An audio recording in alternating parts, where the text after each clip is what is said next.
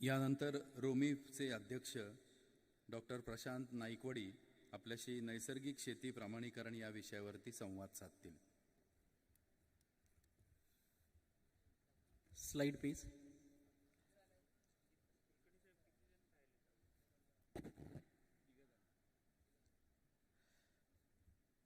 आदरणीय व्यासपीठावरील आदरणीय त्याचप्रमाणे संपूर्ण महाराष्ट्र राज्यातून उपस्थित असलेले सर्व शेतकरी बांधव, खरं तर वेळेचा विचार करता वेळ फार कमी आहे आणि माझ्यासमोर विषय जो आहे तो सेंद्रिय शेती किंवा नैसर्गिक शेतीचं प्रमाणीकरण असा आहे. भारतीय प्राकृतिक कृषी व्यवस्था जी आहे त्यामध्ये तुम्ही प्रमाणीकरणासाठी ज्या ज्या काही गोष्टी एक्सपेक्टेड आहे त्या जर गोष्टी तुम्ही केल्या तर तुम्हाला सेंद्रिय शेतीचं प्रमाणीकरण हे करता येणार आहे. नेक्स्ट, आपल्याकडं प्रमाणीकरण जर करायचं असेल सेंद्रिय शेतीचं किंवा नैसर्गिक शेतीचं तर दोन पद्धतीने आपल्याला सेंद्रिय शेतीचं प्रमाणीकरण करता येतं.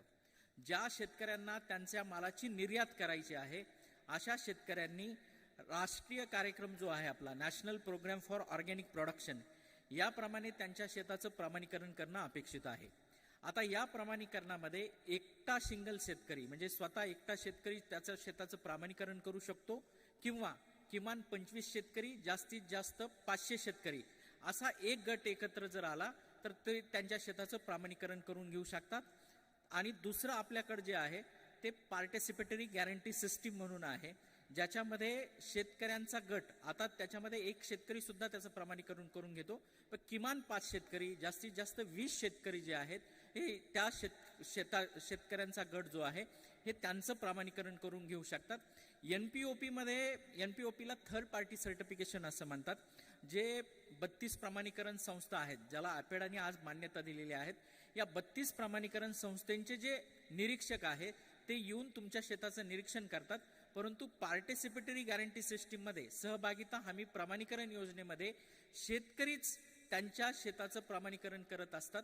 एक जो आपला शेताचा गट असतो त्या गटामधले ज्या शेतकऱ्यांना लिहिता वाचता येतं असे शेतकरी इतर शेतकऱ्यांचं प्रमाणीकरण करत असतात. नेक्स्ट, सेंद्रिय शेतीचा जो राष्ट्रीय कार्यक्रम आहे हा साधारणतः 1 ऑक्टोबर 2001 रोजी सुरू झाला.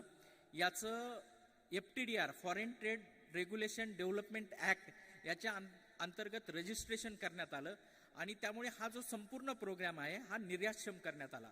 जर आपल्याला कुठली वस्तू जर आपल्याला निर्यात करायची असेल तर FTDR जो ऍक्ट आहे त्याच्यामध्ये त्याचं नोंदणीकरण करावं लागतं. हा संपूर्ण जो कायदा आहे हा संपूर्ण कायदा FTDR ऍक्ट जो आहे 1992चा यामध्ये रजिस्टर करण्यात आला आणि त्यामुळे आज national programme for organic production जो आहे हा आपला देशाचा सेंद्रिय शेतीचा राष्ट्रीय कार्यक्रम आहे आणि आपल्याला ज्या ज्या गोष्टी निर्यात करायच्या आहेत त्याच्या अंतर्गत आपण त्या करू शकतो.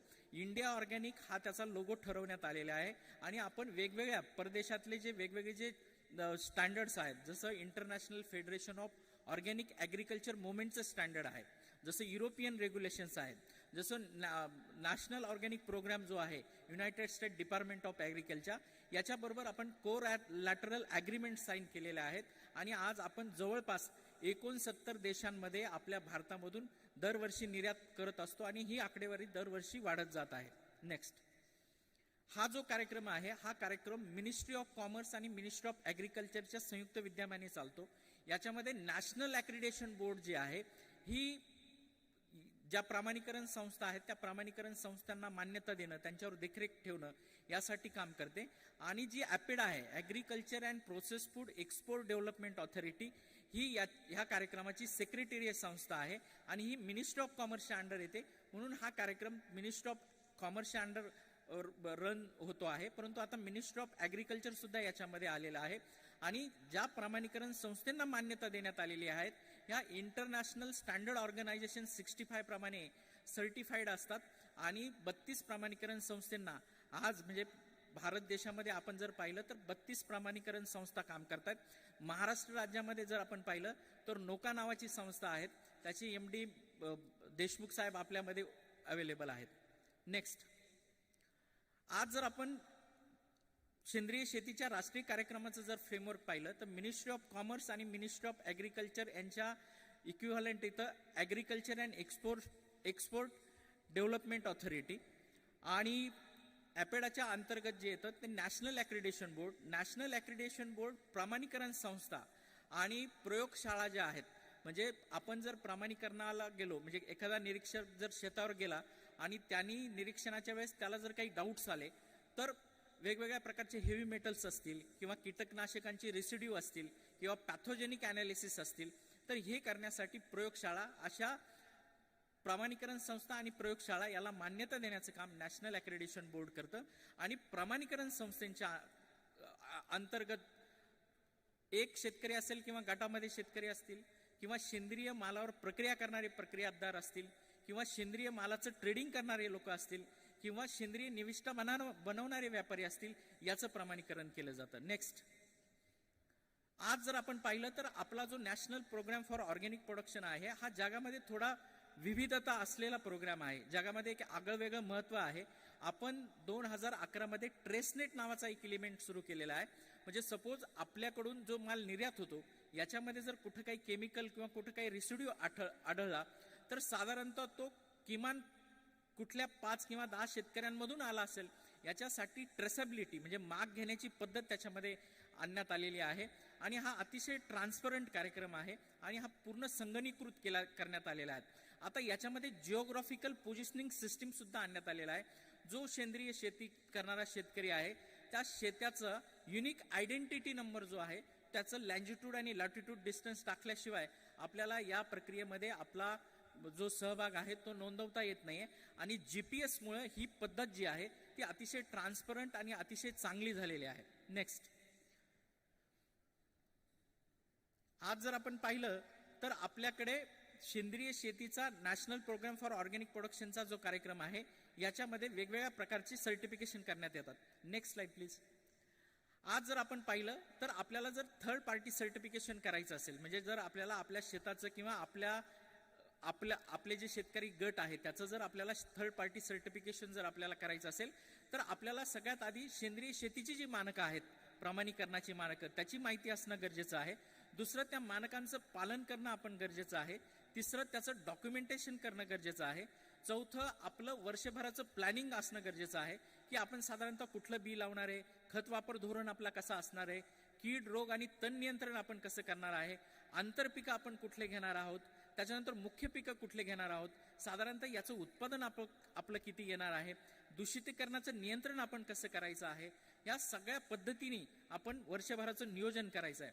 त्यानंतर थर्ड पार्टी सर्टिफिकेशन मध्ये फीज एक घटक आहे, की जो शेतकऱ्यांच्या दृष्टीने थोडा किचकट असा घटक आहे.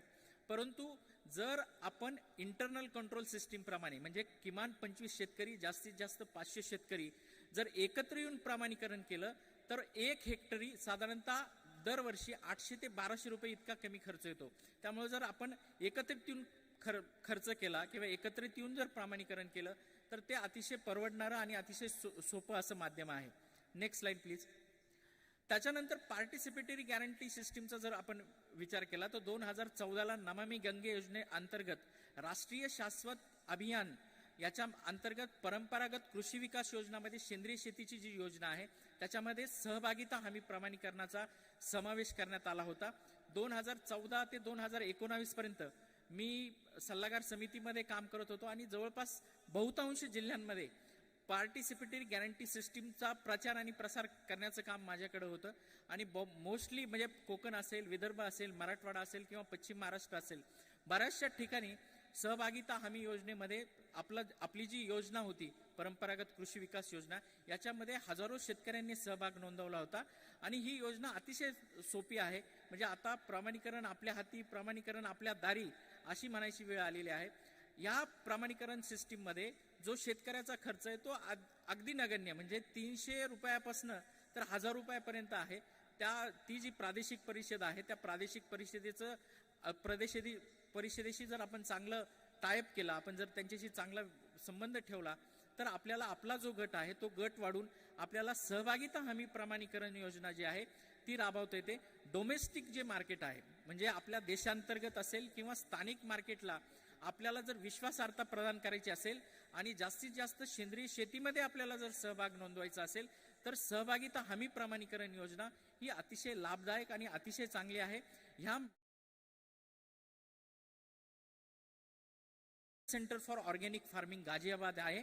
हा जो कार्यक्रम आहे हा कार्यक्रम मिनिस्ट्री ऑफ ॲग्रिकल्चर आणि फार्मर्स वेलफेअर याच्या अंतर्गत पेनिट्रेट केला जातो आणि एनसीओच्या ज्या विभागीय संस्था आहेत त्या झोनल परिषदा म्हणून याच्यामध्ये काम करतात आणि मग वेगवेगळ्या फार्मर प्रोड्युसर ऑर्गनायझेशन असेल, सेल्फ हेल्प ग्रुप असतील किंवा वेगवेगळ्या प्रकारच्या NGOज असेल, गव्हर्नमेंटची आत्मासारखी एजन्सी असेल, या एजन्सींना प्रादेशिक परिषद म्हणून मान्यता दिलेली आहे.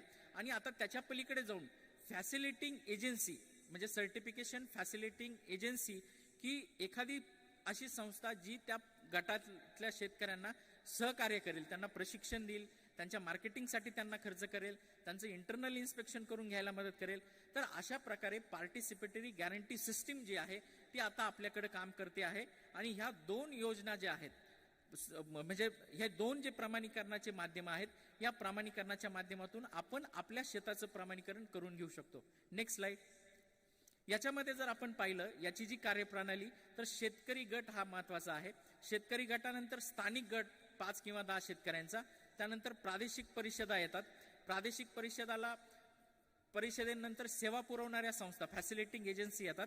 त्यानंतर विभागीय परिषदा येतात ज्या एनसीओच्या आहेत आणि त्याच्यावरती राष्ट्रीय परिषद येते जी एनसीओपनी गठीत केलेली असते. नेक्स्ट. आता NPOP आणि आपण PGS म्हणजे पार्टिसिपेटरी गॅरंटी सिस्टीम याच्या पलीकडे जे आपलं फूड सेफ्टी आहे, food safety standard and authority of India यांनी जैविक भारत नावाचा एक कार्यक्रम आणलेला आहे. ज्या शेतकऱ्याचं किंवा ज्या व्यापाऱ्यांचं उत्पादन 12 लाखापेक्षा जास्त आहेत आणि ते त्यांचे सेंद्रिय म्हणजे भले PGS असू द्यात किंवा NPOP असू द्यात, ते त्यांचा माल पॅक करून लेबल करून मार्केटमध्ये विकतायत. अशा शेतकऱ्यांना व्यापाऱ्यांना आता जैविक भारत लोगो घेणं अनिवार्य आहे. याच्यामध्ये आता food safety standard authority of इंडियाचा प्रत्यक्ष सहभाग असणार आहे.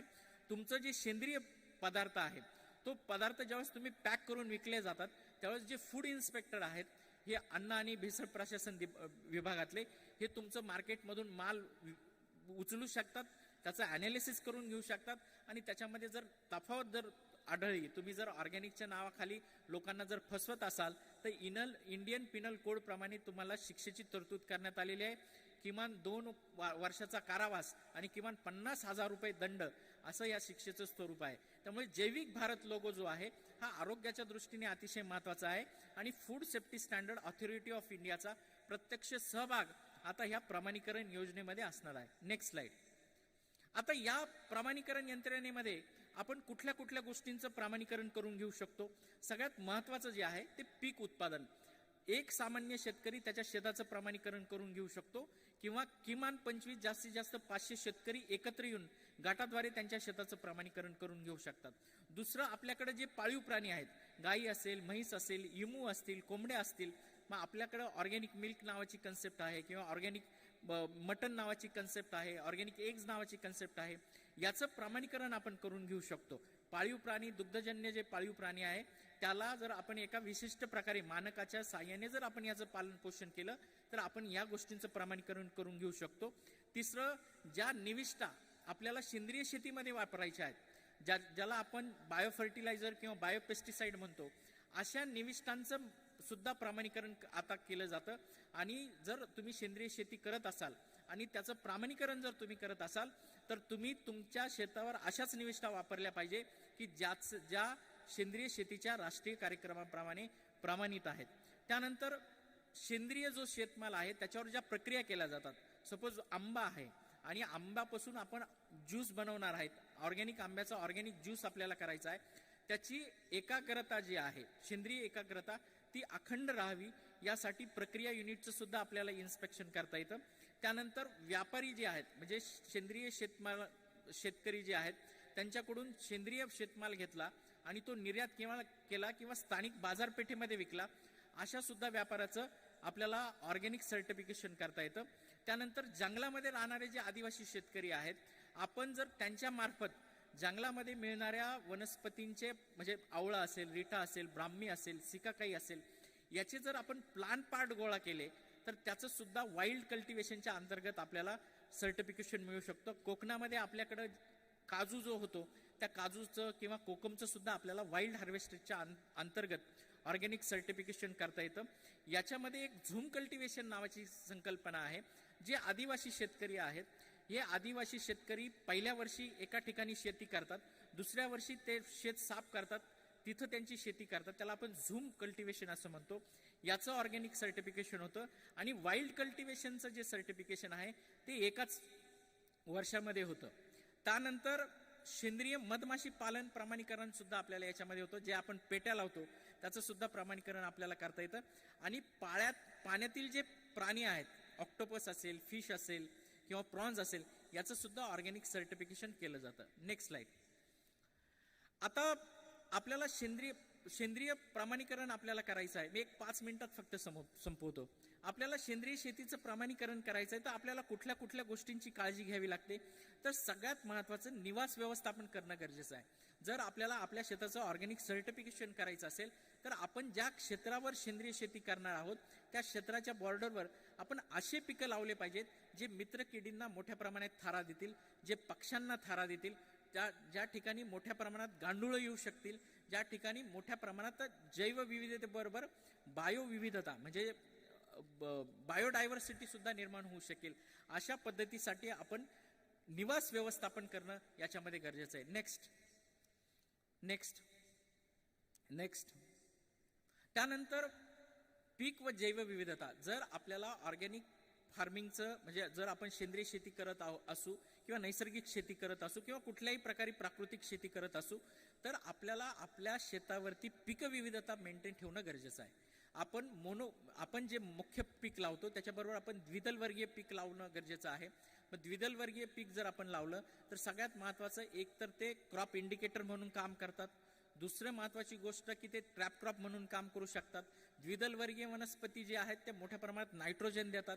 त्याचप्रमाणे आपल्याकडं मित्रकिडींची संख्या वाढवण्यासाठी काही वनस्पती काम करतात. तुम्ही जर मोठ्या प्रमाणात मका घेतली तर मक्यावर लेडीबर्ड बीटल येतो.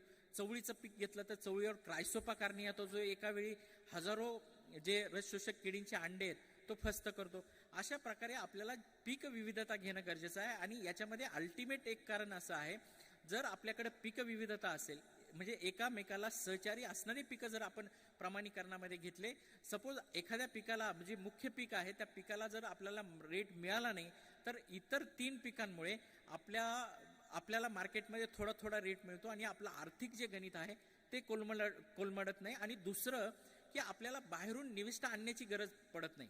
कारण आपण जर पीक विविधता घेतली आपल्या शेतावर तर आपल्याकडे नायट्रोजनचं पण काम होतंय. आपल्याकडे मित्रकिडी आल्यामुळे आपल्याकडे रसशोषक किडींचं पण नियंत्रण केलं जातंय. ट्रॅप क्रॉप जर आपण घेतलं तर किडींना परावृत्त करण्याचं सुद्धा आपल्याकडे काम केलं जातंय. त्याच्यामुळे एक प्रकारे आपला जो खर्च आहे तो खर्च याच्यामुळे कमी होतो. Next slide. याच्यामध्ये आदर्श पिकांचा फेरपालट जर आपण पाहिला तर जे हिरवळीची पिकं आहेत, ऑर्गॅनिक कार्बन जर आपल्याला वाढवायचं असेल तर ऑर्गॅनिक कार्बन आपल्या जमिनीत झपाट्याने जर आपल्याला वाढवायचं असेल तर जे आपले हिरवळीची पिकं आहेत, ताग असेल, ध्यांचा असेल किंवा आपली चवळी असेल, तर या पिकांचा समावेश जर आपण आपल्या पिकांमध्ये केला आणि जर फुलोऱ्यात आल्यानंतर ही पिकं जर आपल्या जमिनीत गाडले तर त्याच्यामुळे आपला ऑर्गॅनिक कार्बन मोठ्या प्रमाणात वाढतो. त्याच्यामुळे आपण आदर्श पिकांचा फेरपालट ज्यावेळेस करतो त्याच्यामध्ये आपण हिरवळीच्या खतांना सुद्धा महत्त्व देणं गरजेचं आहे. नेक्स्ट त्याच्यानंतर रूपांतराचा कालावधी काय असतो. जर माझा मला सेंद्रिय शेतीचं प्रमाणीकरण करायचं आहे आणि साधारणतः आज मी सुरुवात केली म्हणजे 2022 मध्ये मी सुरुवात केली तर माझं शेत 100% प्रमाणित कधी होईल. तर जर आपल्या शेतावर येणारी जी पिकं आहेत ती जर हंगामी पिकं असतील, एका वर्षामध्ये वाढणारी पिकं असतील तर साधारणतः 24 महिन्यानंतर म्हणजे 3ऱ्या वर्षी आपलं जे पिकं आहेत त्याचं 100% ऑर्गॅनिक सर्टिफिकेशन होतं. आणि जर बहुवार्षिक पिकं असतील म्हणजे जे पिकं एका वर्षापेक्षा जास्त कालावधीत लागतो ज्यांना वाढायला, अशी पिकं जर मी माझ्या शेतामध्ये लावणार असेल तर साधारणतः माझ्या सेंद्रिय शेतीचं ऑर्गॅनिक सर्टिफिकेशन 4थ्या वर्षी म्हणजे 36 महिन्यानंतर 48 महिन्यांमध्ये पूर्ण होईल आणि मग मी 100% माझं पीक ऑर्गॅनिक सर्टिफिकेशन आहे असं म्हणू शकतो. परंतु रूपांतराचा कालावधी किती असला, जर तुम्ही प्रमाणीकरणाला सुरुवात केली, तुमचं पहिल्या वर्षीचं सर्टिफिकेशन झालं तर तुम्ही तुमचा माल इन कन्व्हर्जन ऑर्गॅनिक म्हणून विकू शकतात. कारण त्याला सुद्धा आता अतिशय मोठ्या प्रमाणात डिमांड आहे. त्यामुळे असं समजायची गरज नाही की मी प्रमाणीकरण करतोय आणि मग प्रमाणीकरण केलं म्हणजे मालाचा विचाराने तुम्ही प्रमाणीकरण करायला सुरुवात केली तर पहिल्या वर्षापासून तुम्ही तुमचा माल इन कन्व्हर्जन म्हणजे रूपांतरित सेंद्रिय म्हणून मार्केटमध्ये विकायला सुरू करू शकता. नेक्स्ट, शेतीच्या दूषितीकरणाचं नियंत्रण. सेंद्रिय शेतीच्या प्रमाणीकरणामध्ये हा अतिशय महत्त्वाचा घटक आहे. जर तुमची शेती सेंद्रिय शेती पद्धतीने असेल आणि तुमच्या बाजूचा शेतकरी जो आहे तो रासायनिक पद्धतीने जर शेती करत असेल तर सगळ्यात महत्त्वाचं तुमच्या आणि त्याच्या शेतामध्ये एक ठराविक अंतर आपण सोडलं पाहिजे. स्टँडर्ड असं सांगत नाही की तुम्ही इतकं सोडा तितकं सोडा, परंतु साधारणतः त्याच्या शेतातून आपल्या शेतामध्ये होणारे जे दूषितीकरण आहे ते किती टक्क्यापर्यंत आहे किंवा त्याचा परिणाम किती होऊ शकतो याचा विचार करून साधारणतः 4 ते 5 फूट अंतर आपण सोडणं अपेक्षित आहे. दुसरी महत्त्वाची गोष्ट, जर रासायनिक शेतकऱ्याच्या शेतामधून पाणी जर आपल्या सेंद्रिय शेतामध्ये येत असेल तर जो बफर झोन आपण सोडलेला आहे त्या बफर झोनच्या साईडला एक कॅनल काढणं गरजेचं आहे आणि त्याच्या शेतातलं जे पाणी आपल्या शेतात येतं ते पाणी आपण बाहेर काढून देणं गरजेचं आहे. तिसरी महत्त्वाची गोष्ट, जो आपण बफर झोन सोडलेला आहे त्या बफर झोनमध्ये आपण बॉर्डर क्रॉप लावणं गरजेचं आहे. बॉर्डर क्रॉप लावल्यानंतर बऱ्याच वेळा होतं काय की बऱ्याच वेळा शेजारचा जो शेतकरी आहे तो रासायनिक पेस्टिसाइडचं स्प्रेइंग करतो, त्याची ड्रिफ्ट आपल्या शेतात उडू शकतात. तर त्याची ड्रिफ्ट आपल्या शेतामध्ये डायरेक्ट न उडता जर बफर झोनमध्ये लावलेले बॉर्डर क्रॉप आहे त्याच्यावर जर ते उडाले तर त्याचं जे दूषितीकरण आहे ते दूषितीकरण कमी होतं. त्याचप्रमाणे त्याच्या शेतावर येणारे फुलपाखरं, पक्षी किंवा कीटक जर त्याच्या शेतामध्ये येऊन बसले स्प्रिंग झालेला असल्यानंतर आणि ते उडून जर आपल्या शेतात आले तर त्याचं सुद्धा मोठ्या प्रमाणात आपल्याकडं कंटॅमिनेशन होण्याचे चान्सेस असतात. परंतु मध्ये जर बॉर्डर क्रॉप असेल तर ते होत नाही. अशा पद्धतीने आपण शेतीच्या दूषितीकरणाचं नियंत्रण करू शकतो. याच्यामध्ये ऊस किंवा जर द्राक्ष किंवा मोठी पिकं असतील तर अशा वेळी आपल्याला बॉर्डर क्रॉप लावायची गरज नाही. आपण जो बफर झोन लावलेला आहे त्या बफर झोनमध्ये हेच पिकं लावायची आणि ज्यावेळेस आपण त्याचं फायनल उत्पादन घेतो त्या फायनल उत्पादन घेतल्यानंतर त्या ज्या 4 ओळी आहेत त्या 4 ओळी आपल्या सेंद्रिय उत्पादनामध्ये धरायच्या नाही. म्हणजे ते इट सेल्फ बफर झोन आणि इट सेल्फ बॉर्डर क्रॉप असं होतं. Next slide please. Next slide. मृदा आणि जलसंधारण एकदम शेवटचा याच्यातला घटक आहे. जर तुम्हाला सेंद्रिय शेतीचं प्रमाणीकरण करायचं असेल तर याच्यामध्ये तुम्हाला मृदा आणि जलसंधारण करणं गरजेचं आहे. तुम्ही तुमच्या जमिनी ज्या आहेत त्या जास्तीत जास्त आच्छादित ठेवणं गरजेचं आहे. तुमच्या जमिनीवर कुठल्या प्रकारचं गवत, कुठल्याच प्रकारची गोष्ट न जाळणं ही अतिशय महत्त्वाची गोष्ट आहे. कारण जो ऑर्गॅनिक कार्बन आहे, जो ऑर्गॅनिक कार्बन वाढायला आपल्याला 3-3 वर्ष लागतात, तो ऑर्गॅनिक कार्बन आपला विदिन द सेकंदामध्ये जळतो. त्याच्यामुळे आपण मृदा आणि जलसंधारण जे आहे याची काळजी घ्यायची असते. खरं तर वेळ फार कमी आहे, परंतु एकदम शेवटची स्लाइड घ्या. माझा कॉन्टॅक्ट नंबर आहे. तुम्हाला काही प्रॉब्लेम आला तर तुम्ही मला कधीही फोन करा. आमची residue free and organic mission India federation नावाची जी संस्था आहे ही नाम फाउंडेशन सारखं थ्रू आउट इंडिया काम करते. अगदी दिल्लीपासून तर तमिळनाडूपर्यंत आमचे लोक काम करतात. आम्ही शेतकऱ्यांना प्रमाणीकरण असेल किंवा मार्केटिंग असेल याच्यामध्ये लिंकेज करून देण्यामध्ये प्रयत्न करतो. आम्ही कुठल्याही प्रकारची फी आकारत नाही. एक सामाजिक दायित्व म्हणून आम्ही हे काम करतो. रोमिफ इंडिया तुम्ही गुगलवर टाकलं तरी तुम्हाला सगळे कॉन्टॅक्ट नंबर येतील. एकदम शेवटची स्लाइड घ्या. माझा कॉन्टॅक्ट नंबर आहे आणि जर तुम्हाला काही अडचण आली तर तुम्ही माझ्याशी कधीही बोलू शकता, मेल करू शकता. वेगवेगळ्या माध्यमांवर माझे भाषणं अवेलेबल असतात. DD सह्याद्री असेल, साम असेल. माझा फोन नंबर लिहून घ्या. 5x8 5 वेळा 8 10 486. 5 वेळा 8 10 486 हा व्हॉट्सअप नंबर पण आहे. तुम्हाला कधीही काही अडचण आली मला फोन करा. मला आयोजकांनी आपल्यासमोर बोलण्याची जी संधी दिली त्याबद्दल मी संपूर्ण कृषी विभागाचा माननीय डवले साहेबांचा खूप खूप आभारी आहे. धन्यवाद. जय हिंद, जय महाराष्ट्र.